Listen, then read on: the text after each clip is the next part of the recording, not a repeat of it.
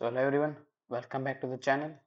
In the previous video, we discussed about introductory part of STL, that what is STL, what does it stand for, and what it is comprised of. In this case, in this video, you are going to understand containers, and in containers, we are going to understand sequence container, that is vector. All of you must be or should be aware about arrays, but many of the people are not aware about vector. So we will be going to understand about vectors. Okay, so if someone asks you, what is a vector? How do you define a vector?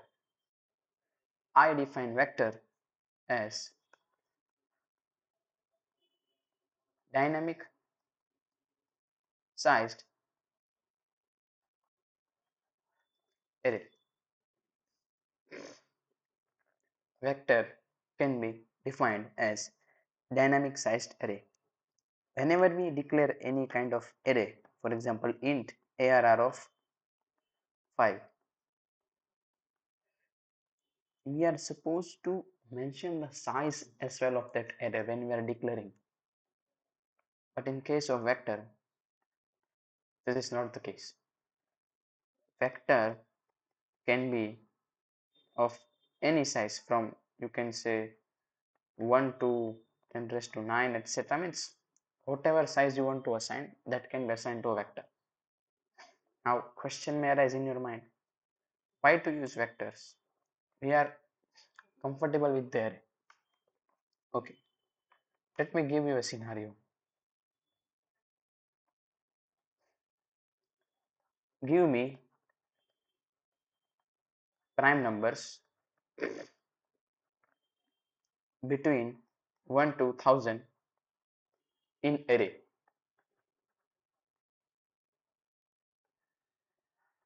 Now if you are supposed to store all these prime numbers into an array, initially you should be known that how many prime numbers are there between 1 to 1000, and if not, we have to initialize array of random size, for example array of 500, and out of which, for example, 220 prime numbers are there, so rest of the 280 space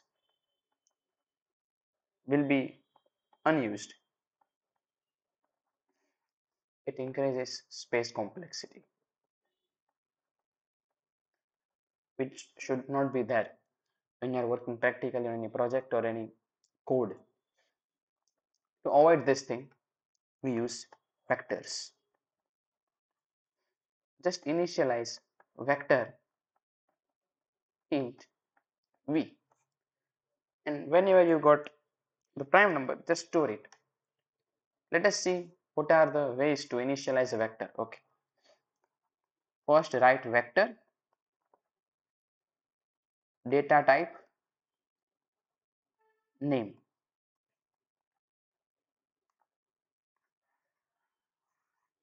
This is the basic syntax to initialize the vector. Okay, see, understanding all these things on pen and paper is not worth. Let's move directly to the code part.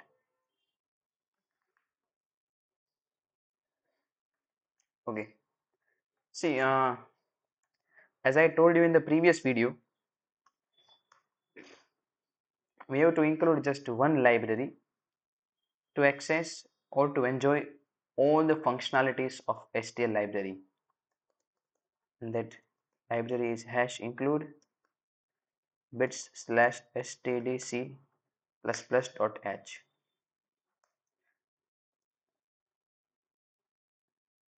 If you want to go into the detail of this library, let's go. It includes all the things: limit, iterator, array, everything. And if we want to go into the part of this stdc plus plus dot h, it is also the same. See, you can say another set, another map, tuple. Here is our valuable thing, vector. If we are not willing to include this, then you have to vector to enjoy the taste of vector and IO stream as well. But if you don't want to include too much of libraries, just include bits slash stdc++.h.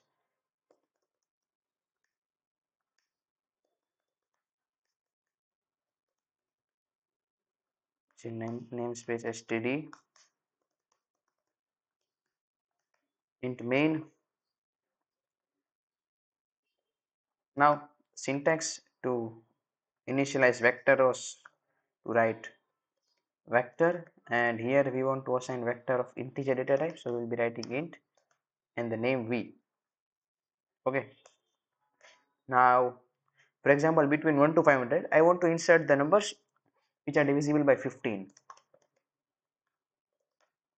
I equal to 1, I less than equal to 500, I plus plus if I mod 15 equal to 0,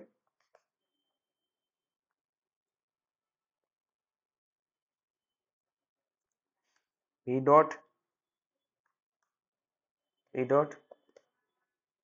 pushback I. Now let us understand what is this pushback function.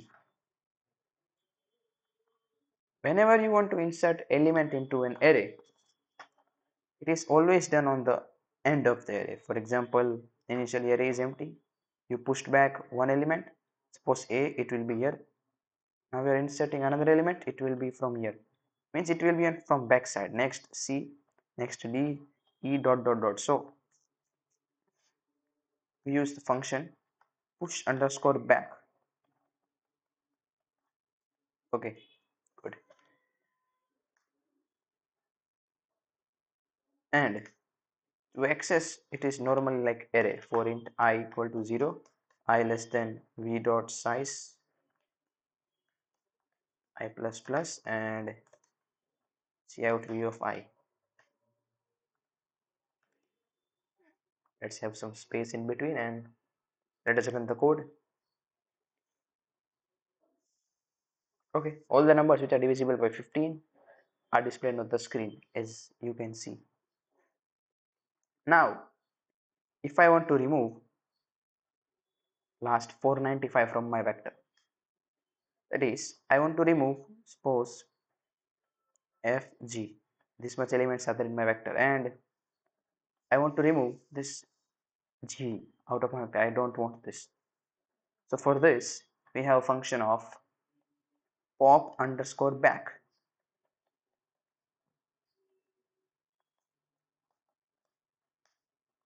V dot pop underscore back. Okay, now we'll be writing the same code and 495 won't be there in the output. Yes, as you can see. Okay, wait,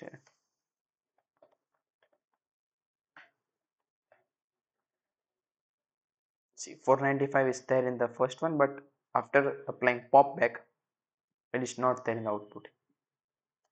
Good. Now we can also initialize vector of our desired size. How to do it? Let's see.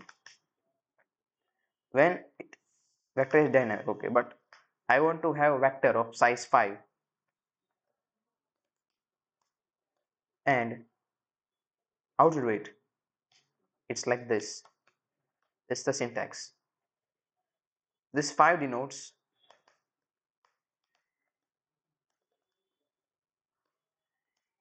size of the vector and 0 denotes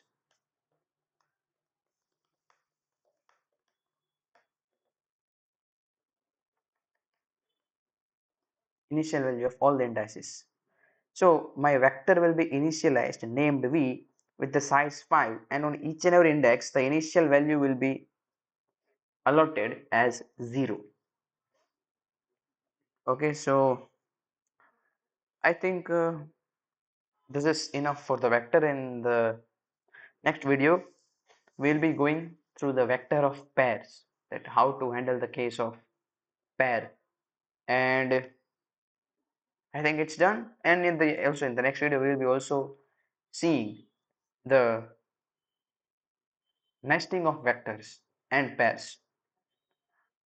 So I think it's enough for this video, and yeah, this was the initial introduction to vector. And believe me, once you are comfortable with the vector, you won't be using array anymore in your coding or problem solving question. You will be completely using vector, vector and vector, believe me. So I think guys, it's enough for this video. We will conclude now and we'll meet in the next video. Till then, stay tuned with the C++ STL playlist and keep learning. Goodbye.